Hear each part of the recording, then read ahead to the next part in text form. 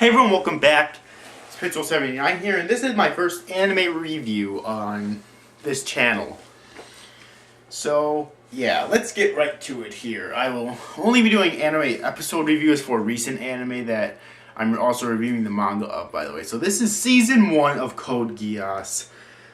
Let me tell you something. Code Geass, ever since I saw it last summer, it's my favorite anime ever now. It really is. I did a 50-episode binge of that series. By the way, there is only 50 episodes in it. And I fucking love it. I should really go back and rewatch it again sometime. But I'm going to be reviewing seasons individually here. This is just Season 1, okay? Season 1 of Code Geass. The plot of Code Geass revolves around Lelouch v. Britannia, disguised as Lelouch Lamperouge, who is an exiled Britannian prince, okay?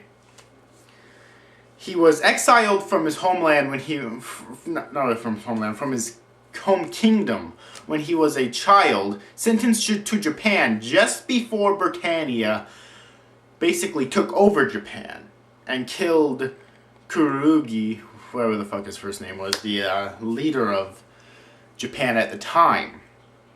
And ever since then, he swore revenge against Japan.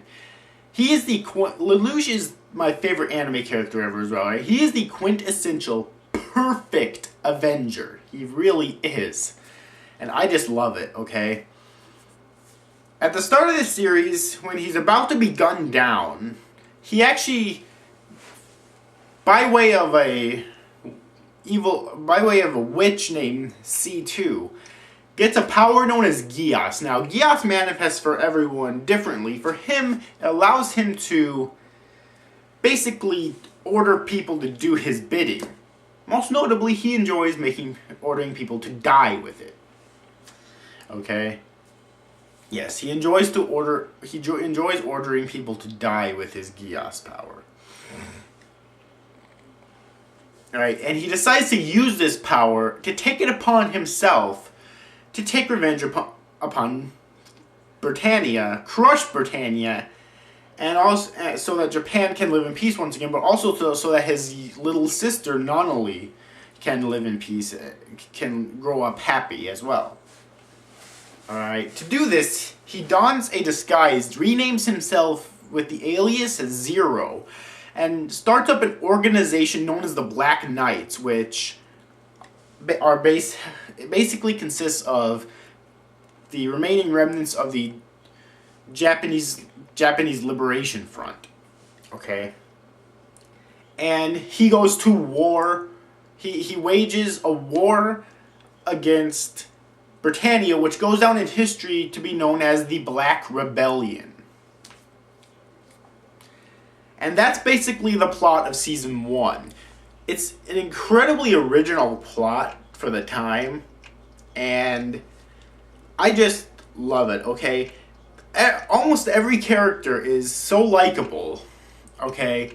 You have Lelouch himself, you have Shirley Fennett, you have Colin Kozuki, or Stratford, whichever you prefer. I prefer Kozuki myself.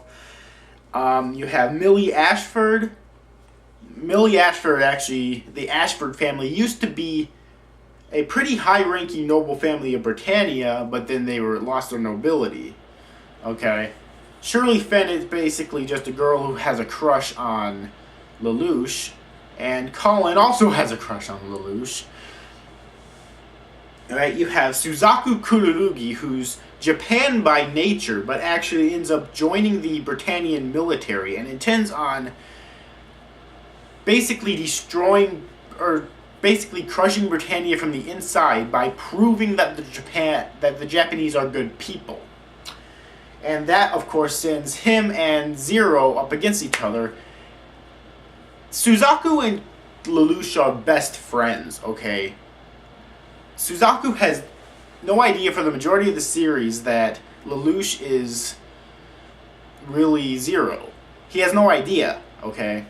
And that ends to probably the most disappointing scene of any season of any anime ever. Okay. Just saying. It's pretty fucking disappointing and pretty fucking cliffhangy. it will want you to start season 2 immediately. Trust me. I'm not going to spoil what it is exactly, but trust me, it's just bad.